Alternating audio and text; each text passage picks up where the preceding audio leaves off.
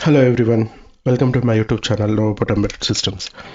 So in today's video, we will learn how to develop an assembly language program to transfer a block of data from one memory location to other memory location using Cortex. So it's nothing but data transfer program in assembly language program. How to develop that we will see now.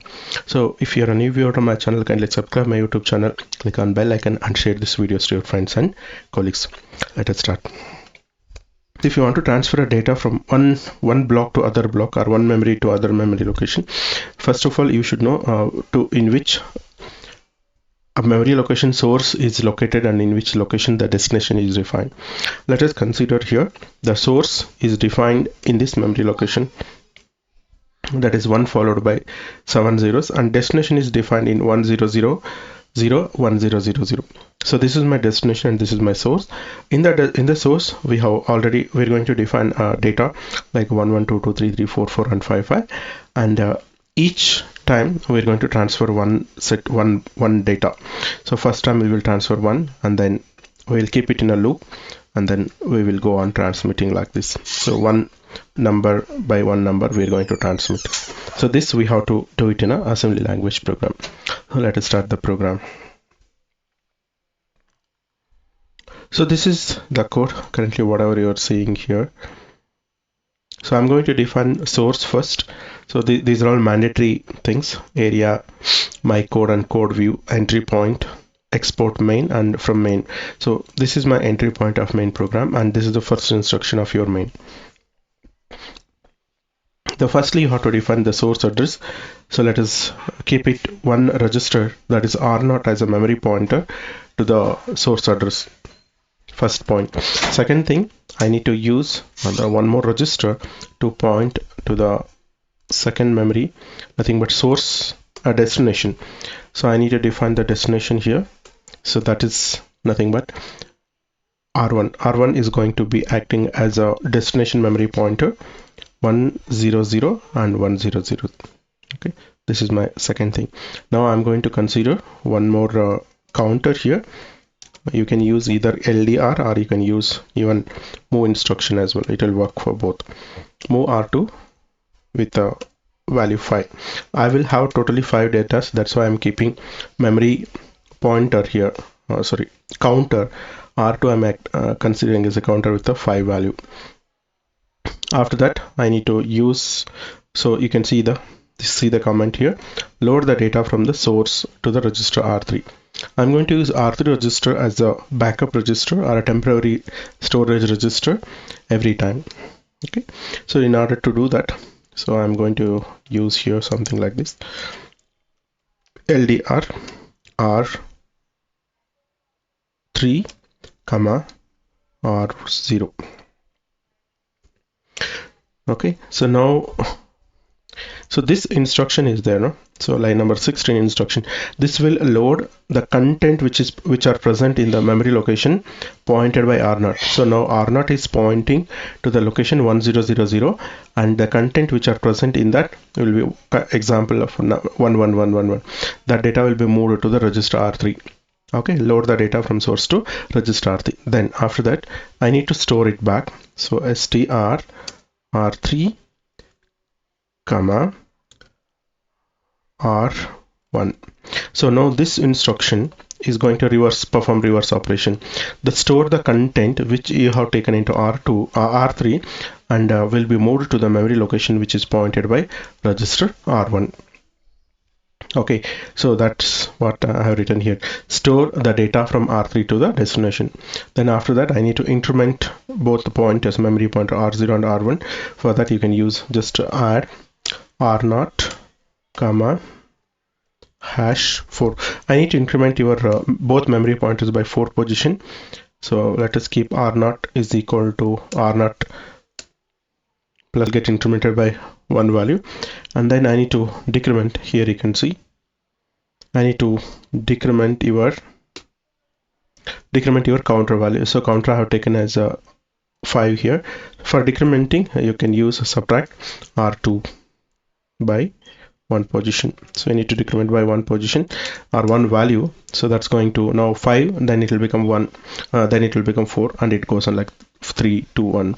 And after that I need to I need to use, there is an instruction called as bni back. So this instruction, what it will do, you can see the statement what I have kept it here. This instruction bne stands for branch to the loop or the label if r2 is not equal to 0. Okay, so check r2 reached 0 or not, reached 0 or not. If not, jump to branch to loop. Okay, that is the meaning. So this back is there, this back I need to define it here. So here the back, that means it is going to provide a looping. So whenever your r2 is not 0, so again the process will come back here and again it will start executing. So this process will continue until r2 becomes 0. Once r2 becomes 0, it will end the code. So this is the simplest code to transfer our data from one memory location to other memory location. I hope you are clear with the coding. Now what I will do, I'll just save the code and we will go for compilation and we will execute.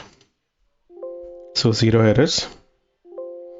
Okay, so enter into debug window here, and many things we have to observe in this thing. Now you can see this is my memory location 1, this is my source memory location. You can see the address I have mentioned as 1000. Similar to that, you can see the destination here, destination is mentioned with 1000 and 1000. Okay, now that is the thing, and these are all the register. You need to observe all 3 points here: memory location, source, destination, and your registers. All these 3 things we have to observe, and let us go step by step. So this is the yellow color pointer, whatever you're seeing. This is my memory, this is my program counter, and this program counter is going to execute next instruction, or instruction to be executed next. Now you observe. So now I'm pointing to the reset handler.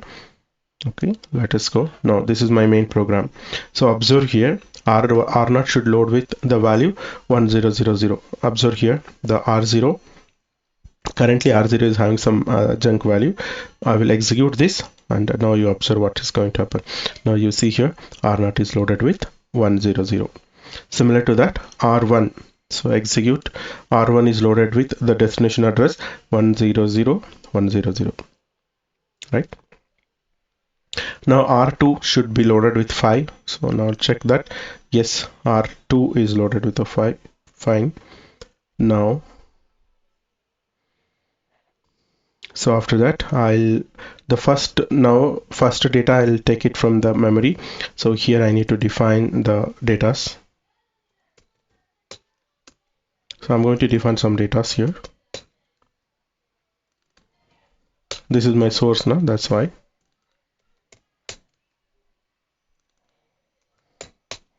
Yeah, now I have defined source. Now I will execute the first instruction. Observe what has happened. Now R3 loaded with the first data, that is 111, right? So R3 is loaded with 111. The next instruction, you can see what is happening. Store R3 to R1 memory location. R1 memory location is 1000. Now let us see what is going to happen. And now observe here, the first data is copied, right? The first data copied from source to destination. Okay, now increment R0 and R1 both. R0 is pointing, R0 is holding the value, and also R1 is also holding. You just observe R0 is incremented by 4, and then R1 is also incremented by 4. Now the R2 will decrement by 1 value. Now it become 4, and it will check for 0. If not, it will go back to the loop again. Now the process will repeat. Now I will show you. Observe, now R3 loaded with 2, and then you can observe here the second data also loaded here with a 2, right? Now again I will just go on doing this. Now you can see third data loaded, and then third data here also as it will loaded, and then fourth data it will get loaded to R4. Now the fourth data also copied to destination, and then similar to that, finally now you can observe here.